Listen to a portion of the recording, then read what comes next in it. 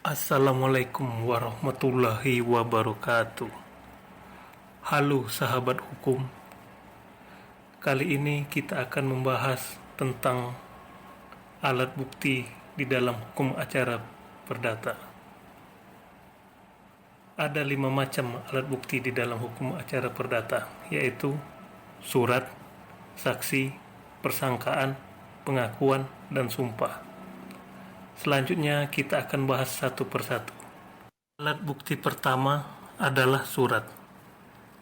Surat merupakan alat bukti terkuat di dalam hukum acara perdata. Ada 2 macam surat yang dapat dijadikan alat bukti di persidangan. Yang pertama, akta autentik. Merupakan suatu akta dalam bentuk yang ditentukan oleh undang-undang. Akta autentik dibuat oleh pejabat atau pegawai yang berkuasa di mana akta itu dibuat. Akta autentik merupakan bukti yang sempurna, kecuali jika dapat dibuktikan akta autentik tersebut palsu atau didapatkan dengan cara-cara melanggar hukum. Selanjutnya, yang kedua, akta di bawah tangan. Merupakan akta yang dibuat oleh para pihak tentang suatu peristiwa, kejadian, atau hal tertentu dan ditandatangani oleh para pihak yang berkepentingan tersebut.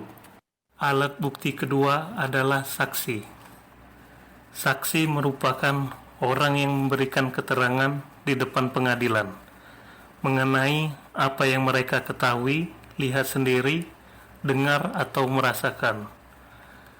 Dengan kesaksian itu, diharapkan suatu perkara akan menjadi jelas. Ada 2 macam syarat yang harus dipenuhi untuk menjadi saksi, yaitu syarat formil dan syarat material.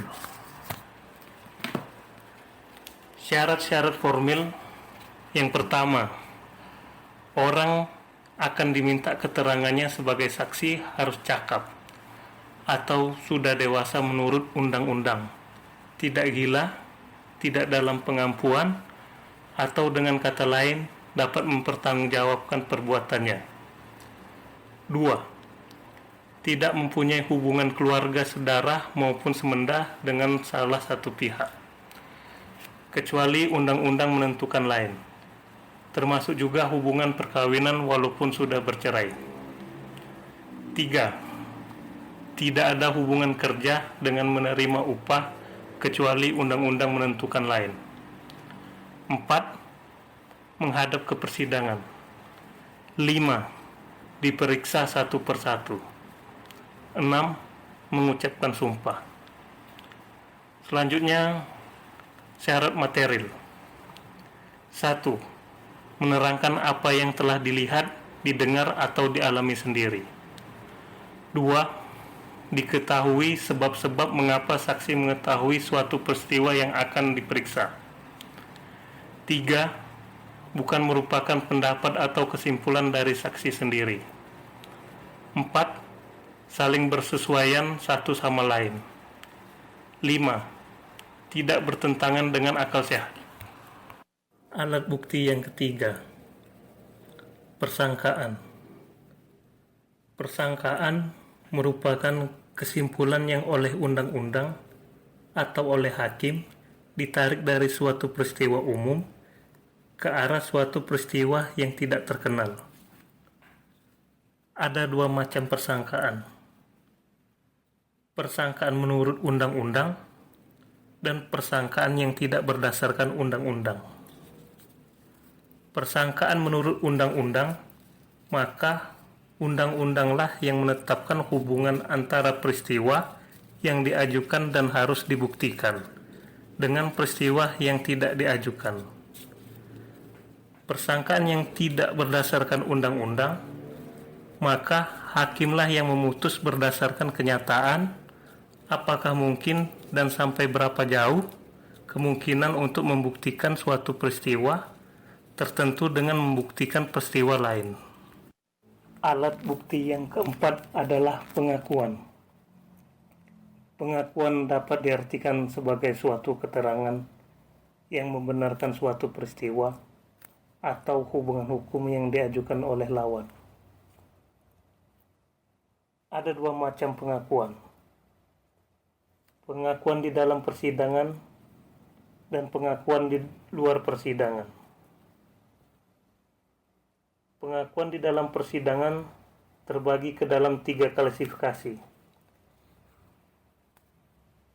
Yang pertama, pengakuan murni.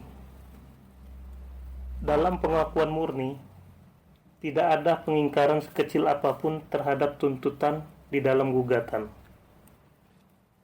Yang kedua, pengakuan dikualifikasikan.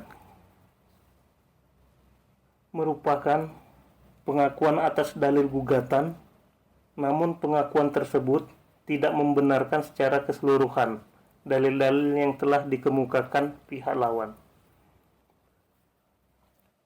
Pengakuan dengan klausul. Dalam pengakuan dengan klausul, para pihak yang mengaku membenarkan dalil-dalil yang dikemukakan, namun disertai dengan tambahan-tambahan klausul yang bersifat membebaskan. Alat bukti yang kelima adalah sumpah. Sumpah sebagai alat bukti adalah suatu keterangan atau pernyataan yang dikuatkan atas nama Tuhan. Menurut pasal 1929 KUH Perdata, ada 2 macam sumpah di muka hakim. Yang pertama, sumpah yang dimohonkan oleh pihak lawan, yaitu sumpah yang oleh pihak yang satu diperintahkan kepada pihak yang lain untuk menggantungkan pemutusan perkara padanya. Sumpah ini dinamakan sumpah pemutus. Yang kedua, sumpah yang karena oleh hakim, karena jabatannya, diperintahkan kepada salah satu pihak.